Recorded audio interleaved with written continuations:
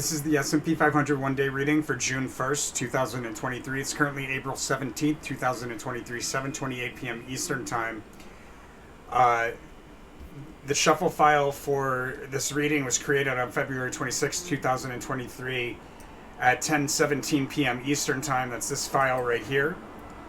So the overall theme and behavior for the first, we have a rally along a diagonal trend line breaking through that ends with a fast sudden move higher, and then a breakdown through that diagonal trend line with increasing volatility on the way down. Behavior into the highest high on a one-day chart will be a rally increasing with momentum moving forward into the high. Behavior around the low, so we'll have a failed attempt to break through key resistance on a one-day chart. It'll be resistance that technicals make it appear we're going to break through. Instead, we turn around and we decline through key support on a one-day chart, taking us into the low. So when I'm looking in real time to determine highs and lows on the chart, I'm looking for that type of chart behavior as part of the criteria.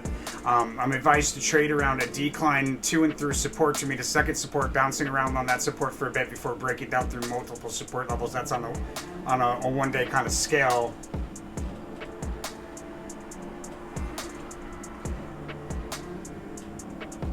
Guys, remember to always follow the rule of karma. Super important for the channel. The channel does need your support, guys. We're asking for support from our loyal followers. And the multiverse also needs your support, my friends. Good deeds multiply throughout the multiverse. So make sure to send 5% profits to the channel, 5% profits to one of these charities. And make sure you spend that money out of love. The universe is going to send it back to you tenfold in all directions. That is the rule of karma, my friends.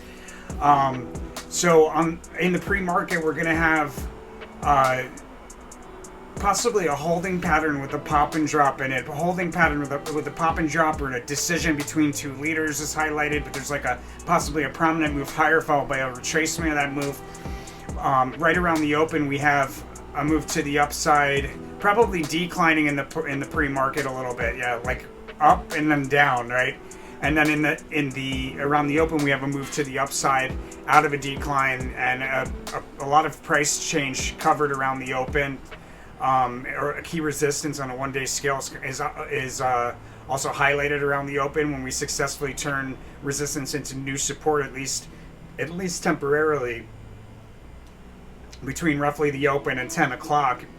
Between roughly 10 and 11, there's a period of volatility and a sharp dip that stands out in that period of volatility.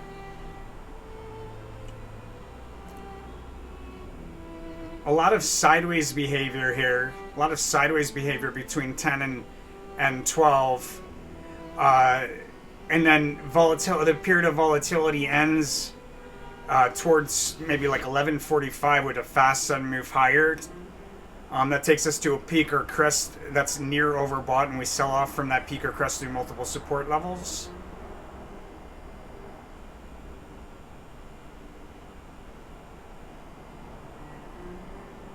This unicursal here is interesting because we have bullish behavior afterwards.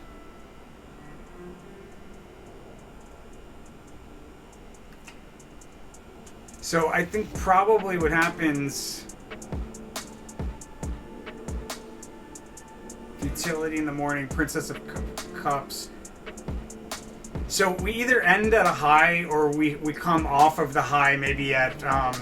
matter of fact, we probably come off of the high around 2 o'clock.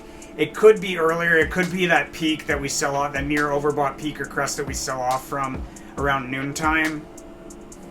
But a prominent move higher to meet that peak or crest, and then we sell off from there. There's a sideways S formation within a channel around the 1 to 2 o'clock hour, and then a lot of price change between the 2 and 3 o'clock hour. A lot of price change and an important support level on a one-day scale highlighted.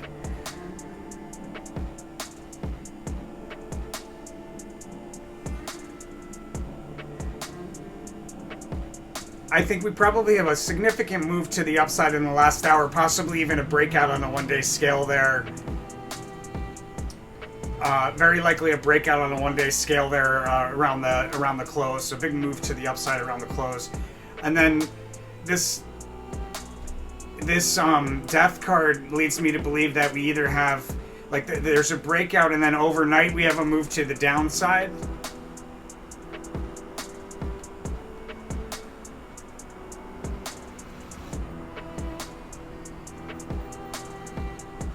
or that breakout doesn't hold and there's a decline there in the post-market. But my sense is that there's a breakout, and then we probably have like a trough of some kind in the post-market. But the death card is usually pretty prominent.